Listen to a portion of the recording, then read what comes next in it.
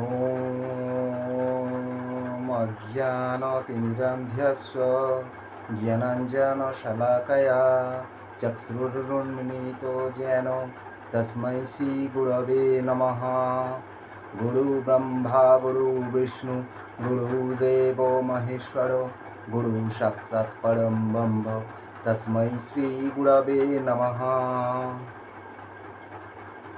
नमस्कार, আমি শানি ভট্টাচার্য। বঙ্গীয় নবসনাতনী ট্রাস্ট আমার জীবনে প্রথম একটি ট্রাস্ট, যেখানে আমি পূজাপাঠ সম্পর্কে কিছু অভিজ্ঞতা অর্জন করেছি। কিছু কেন, আমি অনেকটাই পূজাপাঠ সম্পর্কে যেটা জানতাম না সবই শিখেছি। স্যার অনিন্দ্য কুমার ভট্টাচার্য মহাশয়ের ফেসবুকে আমি একটি নম্বর পেয়েছিলাম, বা ওখান থেকে আমি জানতে পেরেছিলাম যে পূজাপাঠ সম্পর্কে কিছু করানো হচ্ছে। তো আমি তখন স্যারের সঙ্গে যোগাযোগ করি এই পূজাপাঠ বিষয়ে কিছু জানার জন্য। স্যার বললেন যে আমাদের ট্রাস্টের সঙ্গে যুক্ত হও, তুমি তোমার অপূর্ণ অভিজ্ঞতা অর্জন করতে পারবে। তো তারপর আমি এই বঙ্গীয় নবসনাতনী ট্রাস্টে যুক্ত হই। গত 1 বছর আমি ক্লাস করি। পূজাপাঠ আমার জীবনে লক্ষ্য ছিল না, কারণ আমাদের ফ্যামিলিতে পূজাপাঠ হয় বটে, কিন্তু পুজোর সম্পর্কে তেমন একটা অভিজ্ঞতা হয় না। আমি ব্রাহ্মণ বাড়ির সন্তান হয়েও আমি পূজাপাঠ সম্পর্কে একদম অজ্ঞাত ছিলাম। তো স্যারের এই ট্রাস্টে যোগদান করার পর আমি পূজাপাঠ করে যে আমার একটা সুষ্ঠু জীবনযাপন করা যায় বলতে পারেন, সেটাও সম্ভব হয়। চাকরি, ব্যবসা, এটা তো মানুষ করেই, কিন্তু তার সাথে সাথে আমরা পূজাপাঠ করে সঠিক পদ্ধতিতে যে পূজাপাঠ করার একটা নিয়ম আছে, সেটা আমি স্যারের কাছ থেকে আমি জানতে পারি। এবং স্যারের এই ক্লাস থেকে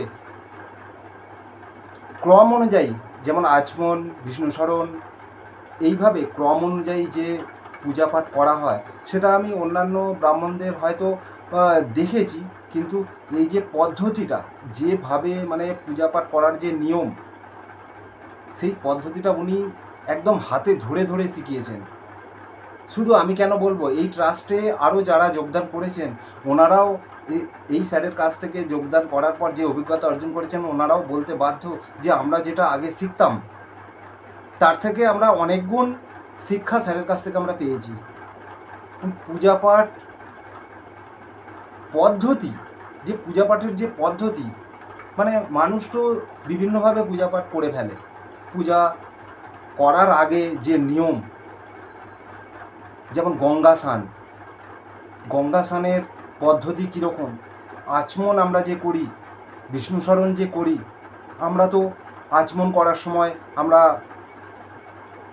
বাঁ হাতে কোষা থেকে জল নিয়ে ডান হাতে মাসকলাই ডুবতে পারে এরকম জল নিয়ে আমরা ওং বিষ্ণু করতে পারি। কিন্তু স্যার এটা শিখেছেন যে এটা আমন্ত্রক, অর্থাৎ কোনো